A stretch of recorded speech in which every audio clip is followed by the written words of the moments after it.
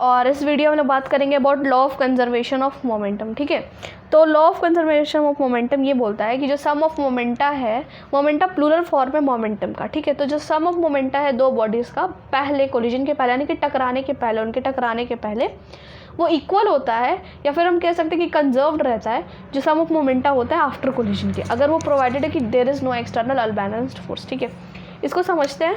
मान लेते हैं हमारे पास सरफेस है। ठीक है, इस पर दो बॉडी है, एक बॉडी ए है और एक बी बॉडी।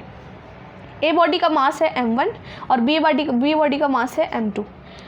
फिर उसके बाद क्या होता है, ये u1 वेलोसिटी से आगे बढ़ रही है और ये u2 वेलोसिटी से आगे बढ़ रही है। ठीक है, और ये जो u1 है लेट्स से ये u2 से ज़्यादा है, तो इस केस में क्या होगा, ये अगर ज़्यादा तेज़ जा रहा है और ये धीरे जा रहा है तो ये इसको टक्कर मार देगा, यानी कि कोलिजन हो जाएगा। तो यहाँ पर इन दोनों बॉडीज़ का कोलिजन हो जाता है। फिर कोलिजन के आफ्टर अगर हम केस देखें तो मास तो सेम रहेगा, मास इज़ ऑलवेज कांस्टेंट, मास दोनों बॉडीज़ का सेम रहेगा, बट वेलोसिटी चेंज हो जाएगी। तो लेट्स से अब ये v1 वेलोसिटी से जा रहा है और ये अब जा रहा है v2 वेलोसिटी से। ठीक है, अब इस केस में अगर हम देखें मोमेंटम, तो हमें इसका मोमेंटम प्लस इसका मोमेंटम करना है, तभी हमको दो मोमेंटम मिलेगा और इसीलिए हम इसे मोमेंटा बोल रहे हैं, इसका प्लूरल फॉर्म। ठीक है, तो मोमेंटम हम जानते हैं कि जो मोमेंटम है ये इक्वल होता है मास इनटू वेलोसिटी के। ठीक है, तो यहाँ से हम वही कॉन्सेप्ट अप्लाई कर देंगे और यहाँ पर हम बिफोर कोलिजन का केस है। ठीक है, तो बिफोर कोलिजन का अगर हम निकालें तो बिफोर कोलिजन ए का जो मोमेंटम है ये हो जाएगा उसका मास यानी कि m1 यानी और उसका वेलोसिटी यानी कि u1, हमें सिर्फ वैल्यूज़ पुट करना है। और बिफोर कोलिजन जो बॉडी बी है उसका मोमेंटम हो जाएगा उसका मास यानी कि m2 गुना उसका वेलोसिटी यानी कि u2। ठीक है, तो इन दोनों का सम यानी कि m1 u1 plus m2 u2 is equal to, ये इक्वल है यहाँ पर आफ्टर में जो उनका मोमेंटम है उसके सम के।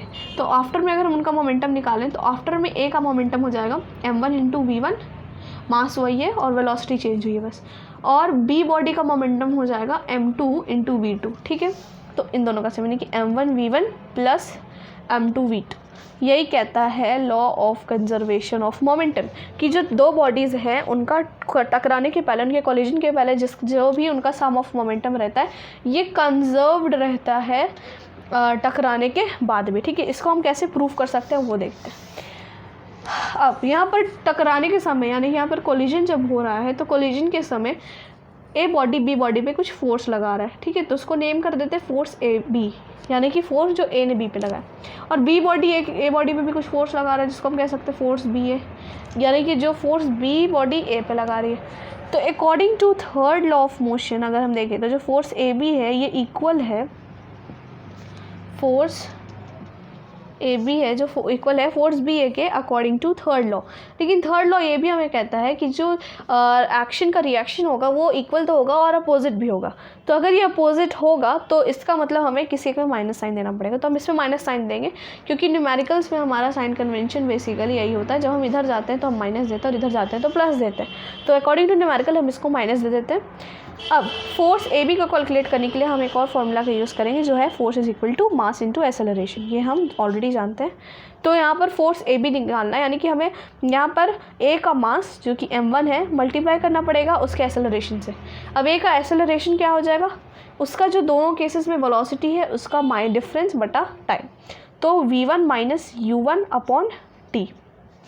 ठीक है, और ये इक्वल है माइनस m2 हम लेंगे क्योंकि हमें यहाँ पे b जो a पे फोर्स लगा रहा है उसको कैलकुलेट करना है, तो इसका मास b का मास m2 है, m2 और ठीक है मल्टीप्लाइड बाय इसका एक्सेलरेशन, तो v2 minus u2 upon t हो गया।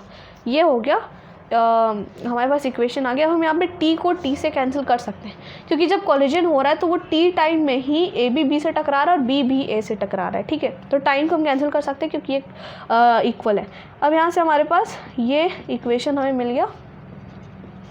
अब इसमें हम आगे बढ़ते जाते हैं, तो ये हो गया m1 v1 minus m1 u1 is equal to minus m2 v2 plus m2 u2। ठीक है, अब u को एक साइड कर देंगे और m को एक साइड, तो ये जब इधर आएगा तो ये प्लस हो जाएगा, राइट।